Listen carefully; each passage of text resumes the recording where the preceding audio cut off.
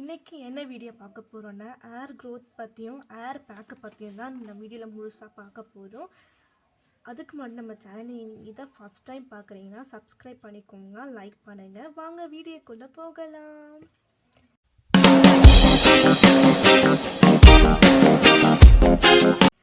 Hi, இன்றைக்கி என்ன வீடியோன்னு ஆல்ரெடி இங்கிலீஷ் வீடியோலேயே பார்த்துருப்பீங்க.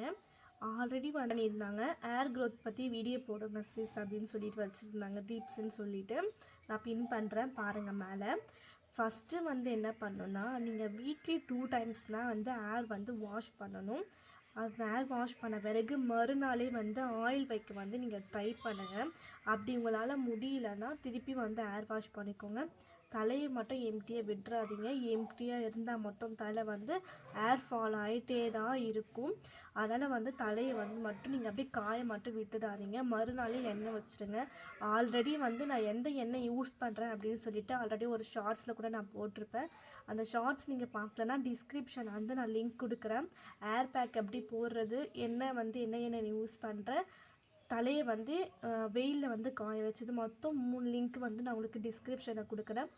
பார்க்கலன்னா கண்டிப்பாக அந்த லிங்க் கிளிக் பண்ணி பாருங்கள். ஏர் பேக் சொல்லணும்னு பார்த்தீங்கன்னா என்னுடைய ஃபேவரட், எப்போவுமே ஃபேவரட். கேரளாவில் முக்கியமாக யூஸ் பண்ணுறது என்னென்னா இந்த செம்பருத்தி இலையும் இந்த செம்பருத்தி பூ மட்டும்தான். இந்த காம்பை மட்டும் எடுத்துகிட்டு இந்த இதழ் மட்டும் நீங்கள் யூஸ் பண்ணாலே போதும். கண்டிஷ்னர் மாதிரி கூட நீங்கள் யூஸ் பண்ணிக்கலாம்.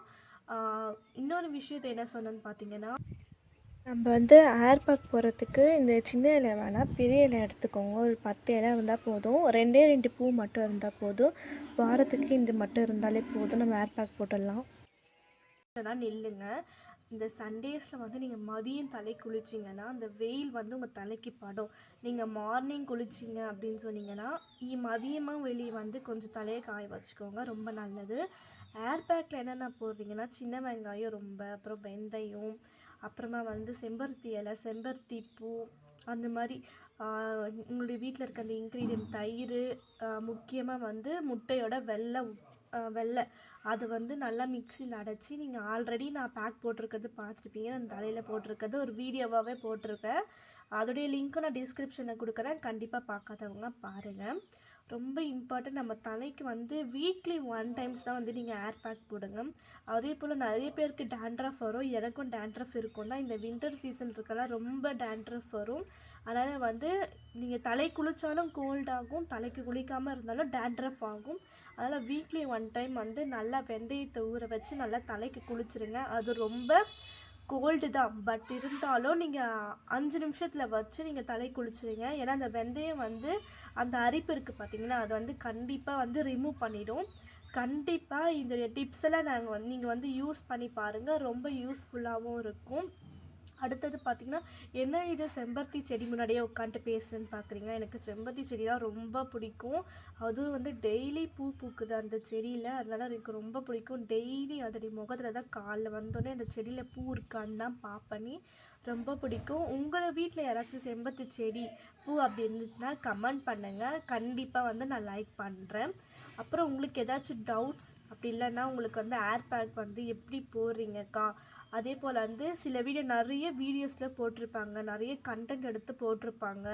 ரிசல்ட் வீடியோஸ் கூட இருக்குது. நல்லா நீங்கள் அதெல்லாம் பார்த்து உங்கள் ஏர் ஃபால் ஆகும் தான். ஏர் ஃபால் ஆகாமலாம் இருக்கவே இருக்காது. கண்டிப்பாக ஏர் ஃபால் ஆகும். இந்த டைப்பை நீங்கள் யூஸ் பண்ணி அதுவும் செய்யும். இன்னொரு டிப் என்னென்னு பார்த்தீங்கன்னா, எண்ணெய் வைக்கிறதுக்கு முன்னாடி ஃபஸ்ட்டு ஜடையை கீழே சிக்கு எடுத்துட்டு அப்புறம் மேலே சிக்கு எடுங்க. அப்போ தான் முடி கொட்டாது. எண்ணெய் வச்ச உடனே தலையில் சீப்பை வைக்காதீங்க. ஒரு 1/2 hour கழித்து சீப்பை வைங்க. எண்ணெய் ஊறின பிறகு அப்புறம் நீங்கள் சீப்பு வச்சு வாருங்க, கீழேருந்து மேலே வரைக்கும். நீங்கள் எண்ணெய் வச்ச உடனே அந்த சீப்பை நல்லா தலையில் ஊறணும் அப்படி நீங்கள் நினச்சிங்கன்னா சீப்பை வைக்காமலே இருங்க. சீப்பை வச்சின்னா கண்டிப்பாக அந்த முடி மொத்தமே போயிருக்கும். இது என் ஃப்ரெண்ட்ஸுக்கும் சொல்லியிருக்கேன், என்னுடைய வீட்டில் பக்கத்தில் இருக்கவங்களுக்கு எல்லாருக்கும் நான் சொல்லியிருக்கேன். எண்ணெய் வச்சோடனே நீங்கள் சீப்பு வச்சிங்கன்னா கண்டிப்பாக உதிர தான் செய்யும். நீங்கள் அதை ட்ரை பண்ணி பாருங்களேன். ஆல்ரெடி எல்லாருக்கும் தெரியும். அதே போல் அந்த ஷாம்பை வந்து நல்லா தண்ணியில் மிக்ஸ் பண்ணிவிட்டு போடுங்க. அப்படியே வந்து கெமிக்கலை வந்து அப்ளை பண்ணாதீங்க. ஆல்ரெடி எல்லா வீடியோலும் சொல்லியிருக்காங்க இது போல் வந்து ஷாம்பு வந்து டைரெக்டாக வந்து தலையில் வந்து அப்ளை பண்ணக்கூடாதுன்னு.